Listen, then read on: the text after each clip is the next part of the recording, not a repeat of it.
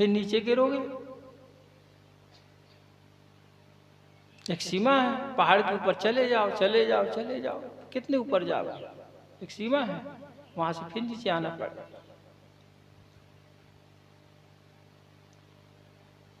तो कर्म की महत्ता जो है, कर्म की प्रधानता जगत में हो सकती है,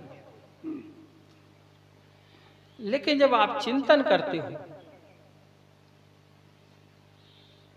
तो आप का चिंतन जो है वह ज्ञान की प्रधानता ही मानी जाएगी।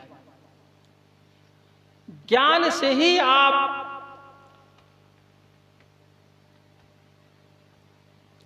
जितने भी आपके अंदर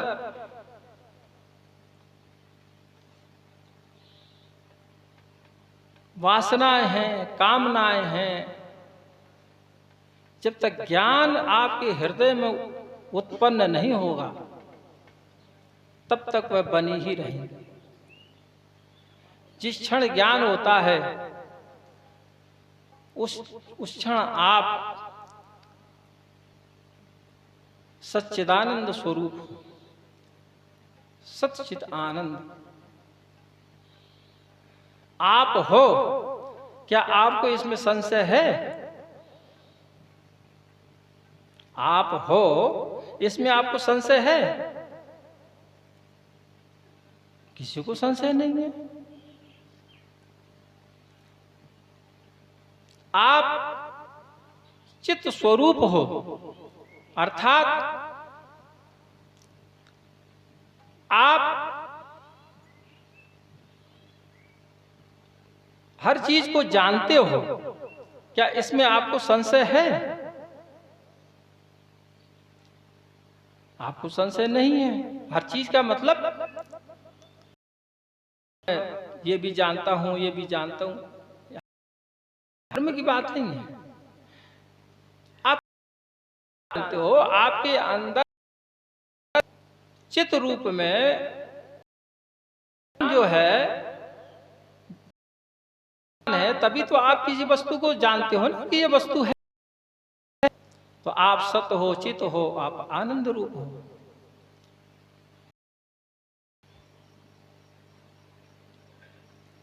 आप सो जाते, गहरी नींद का जो आनंद होता है वो किसी विषय का आनंद है क्या? किसी वस्तु का आनंद है क्या? वह आपका स्वयं का आनंद है।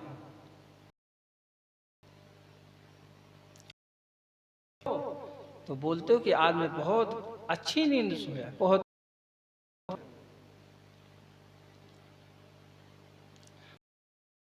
आनंद था। वहां कोई विषय तो नहीं था ना। हम समाधि में उस स्थिति में जाते हैं जहां आप अंतर इतना है, ध्यान में समाधि तो होश से जाते हैं। जब जाते हो तो बेहोशी में जाते हो। अब आपका जाना ना जाना कोई मायने ही नहीं रखता, क्योंकि आप बेहोशी में गए और बेहोशी में आ गए। आप गए अपने मूल स्वरूप में, आप गहरी नींद में गए,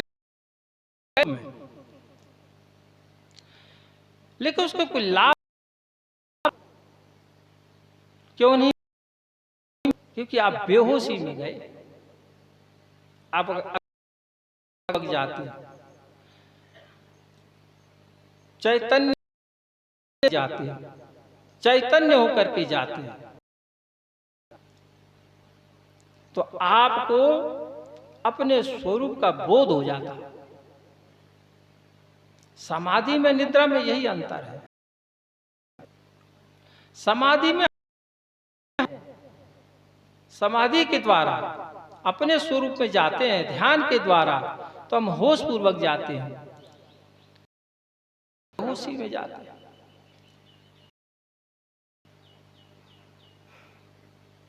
तो केवल ऐसा नहीं है कि आप ध्यान करोगे घंटों बैठे रहोगे तभी आपको बोध होगा। ठीक है, जरूरी है, क्योंकि जब आपका मन जब तक एकाग्र नहीं, चारों तरफ से मन को अंतर्मुख नहीं होंगे, तब तक स्वयं का बोध संभव नहीं है। दूसरी विधि भी है, आप चिंतन करो, जो संत महापुरुष कह रहे हैं, समझा रहे हैं, मैं क्या हूं, चिंतन करो, अपने स्वरूप का चिंतन करो, सतत चिंतन करते रहो। यह है आत्मबोध की विधि। तो बड़ी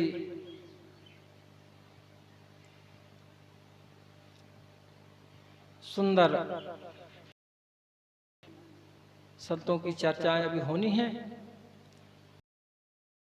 अभी के लिए वाणी विराम।